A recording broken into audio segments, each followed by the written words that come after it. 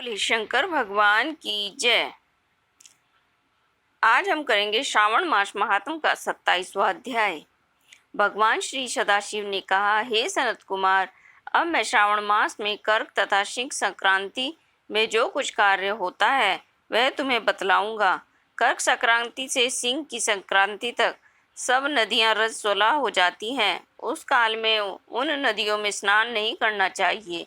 समुद्र में गिरने वाली नदियों में स्नान करने से कोई दोष नहीं होता।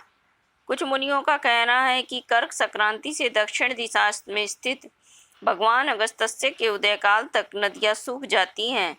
वह अल्प जल वाली छोटी नदियां तब तक रसोला रहती हैं जब तक अपने जल वाली छोटी नदियों तक रसोला रहती हैं। अपने आप जिन नदियों तक रसोला रहती हैं, अपने आप जिन नदियों की गति 8000 धनुष न हो, उन नदियों में वर्षा ऋतु में 10 दिन तक स्नान नहीं करना चाहिए।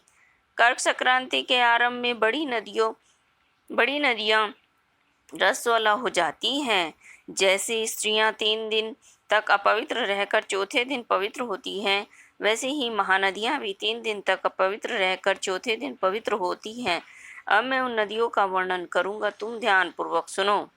गोदावरी, भागीरथी, तुंगभद्रा, वेणिका, तापी और प्योष्णी, यह 6 महानदियां विंध्य पर्वत के दक्षिण में बहती हैं।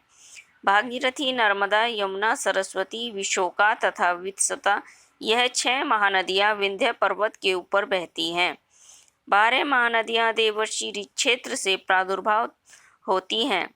देविका, कावेरी, वंजरा और कृष्णा, ये 4 नदियां कर्क संक्रांति हो जाने पर एक दिन रसोला होती हैं। कर्क संक्रांति से 3 दिन तक गोमती नदी रसोला होती है। चंद्रभागा, समीसिंधु, सरयू, नर्मदा, गंगा, यमुना, प्लक्षधारा तथा सरस्वती, यह 9 नदियां नद नाम सुविख्यात श्रोण, सिंधु, हिरण्य, कोकिल, अर्हित, घग्गर, शतुद्र, यह 7 पवित्र रहती हैं। यह रसोला नहीं होती।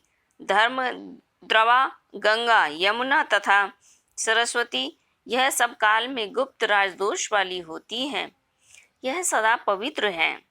जो नदी तट निवासी हैं उन्हें रस वाला अन्य पाप नहीं लगता। रजोदृष्ट जल भी गंगा जल के मिलने से पवित्र हो जाता है। बकरी, गौ, भैंस, प्रसूता स्त्री और भूमि में नवीन जल, यह 10 रातों के पश्चात शुद्ध होते हैं। जहाँ पर कूप तथा बावली ना हो, वहाँ पर नदी का जल अमृत तुल्य है। रजोष्ट समय में भी ग्राम निवासियों को नदियों का जल प्रयोग करने में कोई पाप नहीं लगता। अन्न द्वारा जल के निर्गत करने पर भी रजोजन्य पाप नहीं होता। श्रावणी उत्सर्ग, प्रातः स्नान, विपत्ति, चंद्र ग्रहण, सूर्य ग्रहण के समय राजदोष नहीं होता। सिंह के हो जाने पर जिनकी गौ ब्याई हो, उसकी 1 मास के अंदर निश्चय ही मृत्यु हो जाती है। उस समय की गौ प्रसव शांति अब मैं तुम्हें बतलाऊंगा, जिसके करने से मनुष्य सुखी हो जाता है। उस समय में ब्याई गौ ही ब्राह्मण को दान कर देनी चाहिए। पीली सरसों शुद्ध गोघृत द्वारा होम कराना चाहिए। श्री सूक्त शांति द्वारा स्नान करना चाहिए। घी और तिल की 1800 आहुतियाँ देनी चाहिए। उपवास करके ब्राह्मण को निश्चित दक्षिणा देनी चाहिए। सिंह राशि में सूर्य के आने पर गौ ब्याई हो तो निश्चित ही कोई अनिष्ट होगा। उसकी शांति के लिए यह उपाय चाहिए, सबको करना चाहिए। अस्यवाम, इस सूक्त से तथा त्वदिष्टो, इस मंत्र से तिल, घी और 108 होम करना चाहिए तथा मृत्युंजय विधान द्वारा 10,000 हवन करने चाहिए। ऐसा करने से मनुष्य को किसी भी प्रकार का भय नहीं सताता। इसी तरह यदि श्रावण मास में घोड़ी ब्याई हो तो शांति करने से दोष मिट जाता है। अब मैं श्रावण मास में कर्क या संक्रांति होने के सुप्रद दान के संबंध में कहूँगा। कर्क के सूर्य में घृत घेनु का, सिंह संक्रांति में सोने व छाते का दान करना चाहिए। श्रावण मास में भगवान श्रीधर की प्रीति के लिए साधक को घृत कुंभ, घृत धेनु फलों का दान करना चाहिए। मेरे संतोष के लिए इस महीने में अन्य दान भी कर लेने चाहिए। अन्य महीनों की अपेक्षा इस महीने में किया गया दान अक्षय फल को देने वाला होता है। मुझे इस महीने में अधिक प्रिय महीना और कोई नहीं। मैं श्रावण मास के आने में प्रतीक्षा करता रहता हूँ। जो इस महीने में व्रत करेगा वह विशेष रूप से मेरी कृपा का पात्र होगा, क्योंकि ब्राह्मणों का राजा चंद्रमा और प्रत्यक्ष देवता सूर्य है। यह दोनों मेरे नेत्र हैं। अतः उसकी संक्रांति संज्ञा कर्क संज्ञा सिंह संज्ञा हुई। इससे अधिक महात्म्य मैं क्या कह सकता हूँ।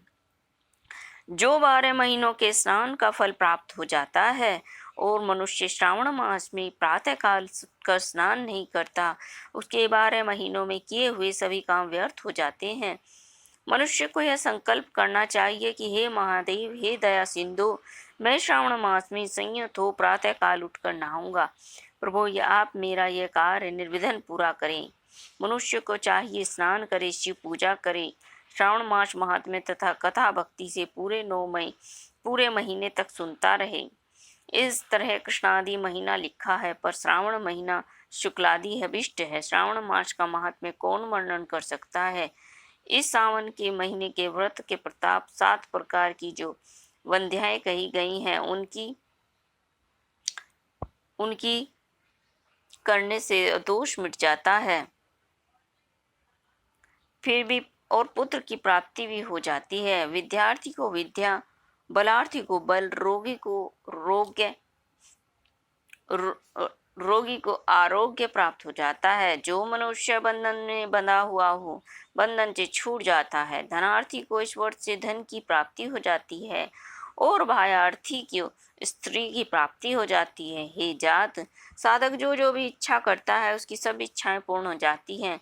अंत में मेरे लोक से आकर समीप रहकर हर्ष प्राप्त करता